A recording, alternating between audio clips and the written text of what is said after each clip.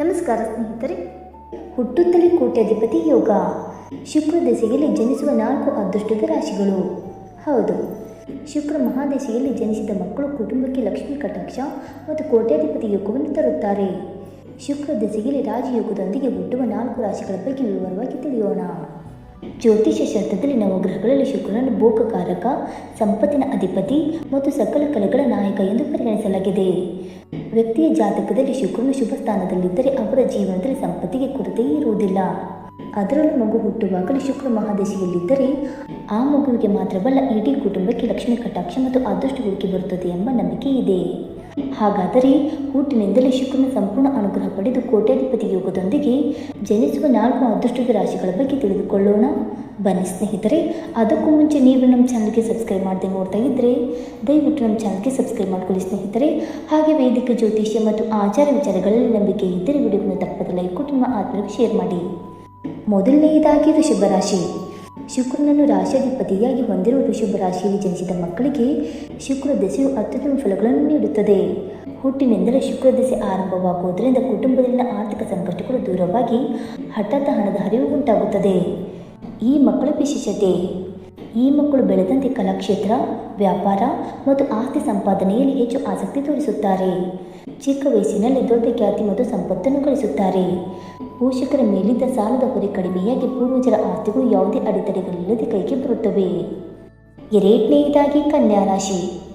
ಕನ್ಯಾ ರಾಶಿಯ ಅಧಿಪತಿ ಬುಧನಾಗಿದ್ದರೂ ಶುಕ್ರನು ಕನ್ಯಾ ರಾಶಿಯಲ್ಲಿ ಉಚ್ಚನಾದಾಗ ಉತ್ತಮ ಫಲಗಳನ್ನು ನೀಡುತ್ತಾನೆ. ಬುಧನೊಂದಿಗೆ ಸೇರಿದಾಗ ಬ್ರಹ್ಮ ವಿದ್ಯಾಯೋಗ ಮತ್ತು ಲಕ್ಷ್ಮೀ ಯೋಗವನ್ನು ಸೃಷ್ಟಿಸುತ್ತಾನೆ. ಈ ಮಕ್ಕಳ ವಿಶೇಷತೆ: ಕನ್ಯಾ ರಾಶಿಯಲ್ಲಿ ಹುಟ್ಟಿ ಶುಕ್ರ ದೆಸೆ ನಡೆಯುವವರಿಗೆ ಸಹಜವಾಗಿ ಬುದ್ಧಿವಂತಿಕೆ ಮತ್ತು ವ್ಯಾಪಾರ ಕೌಶಲ್ಯ ಹೆಚ್ಚಿರುತ್ತದೆ.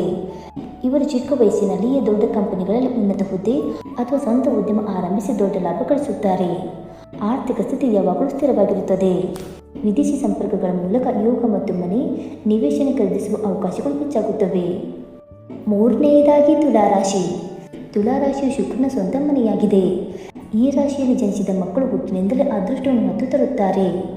ಮಗು ಜನಿಸಿದ ಸಮಯದಿಂದಲೇ ಪೋಷಕರಿಗೆ ವ್ಯಾಪಾರದಲ್ಲಿ ವೃತ್ತಿ ಪ್ರಗತಿ ಮತ್ತು ಮನೆ, ವಾಹನ ಖರೀದಿಸುವ ಯೋಗ ಉಂಟಾಗುತ್ತದೆ. ಈ ಮಕ್ಕಳ ವಿಶೇಷತೆ: ತುಲಾ ರಾಶಿಯವರಿಗೆ ಶುಕ್ರ ದೆಸೆ ನಡೆಯುವುದರಿಂದ ಇವರು ಯಾವಾಗಲೂ ಐಷಾರಾಮಿ ಜೀವನವನ್ನು ಇಷ್ಟಪಡುತ್ತಾರೆ. ಅದಕ್ಕೆ ತಕ್ಕಂತೆ ಸೌಲಭ್ಯಗಳು ಇವರನ್ನು ಹುಡುಕಿಕೊಂಡು ಬರುತ್ತವೆ. ಸಮಾಜದಲ್ಲಿ ಗೌರವ ಮತ್ತು ಮರ್ಯಾದೆ ಹೆಚ್ಚಾಗುತ್ತದೆ. ಧಾರ್ಮಿಕ ಹಾಗೂ ಶುಭ ಕಾರ್ಯಗಳಿಗಾಗಿ ಉದಾರವಾಗಿ ಖರ್ಚು ಮಾಡುವಷ್ಟು ಹಣದ ಹರಿವು ಇರುತ್ತದೆ. ಇನ್ನು ನಾಲ್ಕನೆಯದಾಗಿ ಮಕರ ರಾಶಿ. ಮಕರ ರಾಶಿ ಅಧಿಪತಿ ಶನಿದೇವನಾಗಿದ್ದರೂ ಮಕರ ಲಗ್ನ ಅಥವಾ ರಾಶಿಗೆ ಶುಕ್ರನು ಅತ್ಯಂತ ಅನುಕೂಲಕರ ಯೋಗಾಧಿಪತಿ, 5 ಮತ್ತು 10ನೇ ಮನೆಯ ಅಧಿಪತಿಯಾಗಿದ್ದಾನೆ.